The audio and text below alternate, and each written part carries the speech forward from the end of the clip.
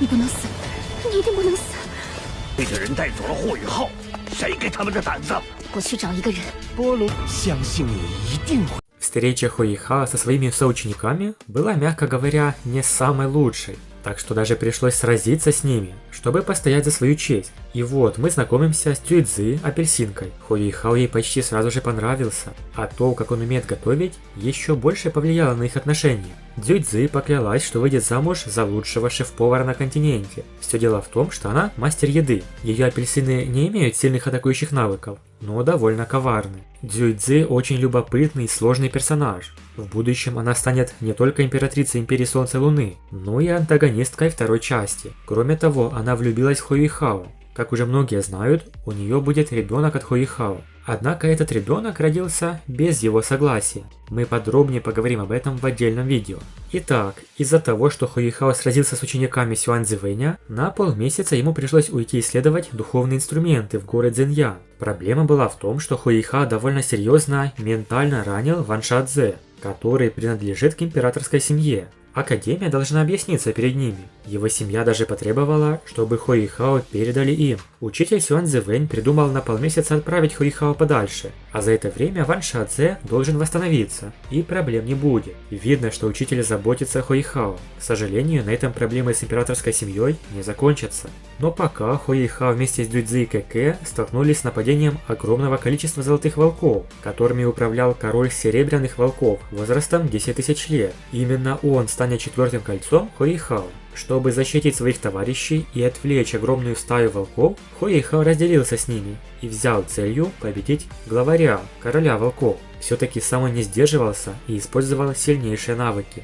Черное кольцо серебряного волка было необычным, поскольку содержало силу 7 элементов. Развитие и духовная сила Хуэйхао значительно продвинулись. Он достиг сразу 42 ранга. После этого Хуэйхао мчался изо всех сил, поскольку апельсинка и Кэкэ столкнулись с ужасной атакой золотых волков. Духовный инструмент Вездеход был полностью разорван. Их ждала смерть. Хуэйхао добрался до них в этот самый критический момент. Четвертое духовное кольцо Хуэйхао вспыхнуло, и в его глазах появился водоворот из 7 цветов. Один король золотых волков был взят под контроль разумом Хуэйхао, а другой был убит духовным взглядом судьбы. Это был первый раз, когда Хуэйхао использовал духовное замешательство или безумие, и он сразу же достиг беспрецедентных результатов. Король золотых волков будто сошел с ума. Он нападал на остальных волков и убил многих. Таким образом, Хуэйхао буквально спас Цзюйцзы и Кэкэ из лап волков. Но это не все. Хуэйхао ощутил ужасающую силу внутри вездехода, которая быстро возрастала. Вот-вот он должен взорваться из-за всех механизмов Кэкэ. Хуэйхао бросился к Цзюйцзы и Кэкэ. Он сжал их в своих объятиях, прежде чем активируя духовный искритель 5 класса. Затем быстро рванул подальше от вездехода. Почти сразу же прогремел ужасающий громкий взрыв. Хуэйхао прижал Цзюйцзы и Кэкэ к своему телу, заслонив их собой. Благословение Хунчэнь было активировано, и доспехи Ледяной Императрицы были использованы, увеличивая его защиту до самого пика. Хуэйхао ощутил лишь волну тепла, подхватившую его сзади. Он чувствовал, что его тело внезапно перевернулось. Благословение Хунчэнь, защитный механизм, что передал глава Цзин Хунчэнь, и доспехи Ледяной Императрицы были разрушены. Все перед его глазами почернело, и он потерял сознание. Ужасающий взрыв был слишком мощным. Хуэйхао вырвало кровью прямо на 2 девушек. Сразу после этого они втроем рухнули на землю. Цзюйцзы и Кэкэ почти потеряли сознание из-за этого.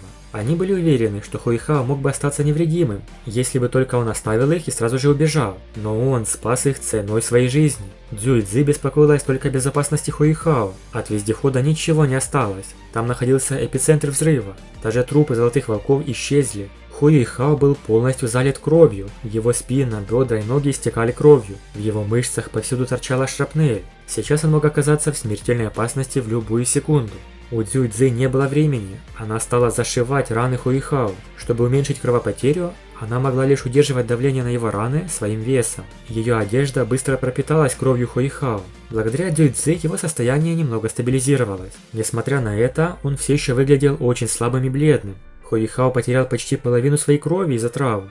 Это было бы фатальным для обычного человека, но Цзюйцзы могла чувствовать, что жизненная сила Хуэйхао была очень мощной. Хотя он был серьезно ранен, его сердце решительно билось. Если бы не этот духовный инструмент 9 класса, который создал неуязвимый барьер, что был почти в 3 раза прочнее его собственного тела, все трое были бы разорваны на куски.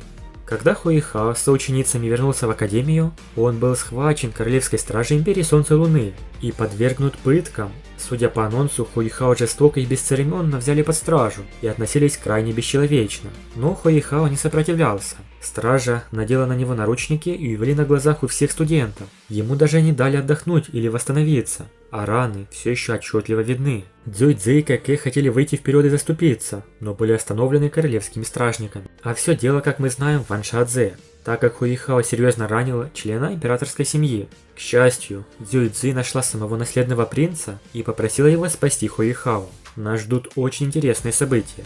Была объявлена еще одна важная новость, а именно Боевой континент 2 продлен до 104 серий, а значит показ не будет прерван, и серии продолжат выходить каждую неделю и дальше.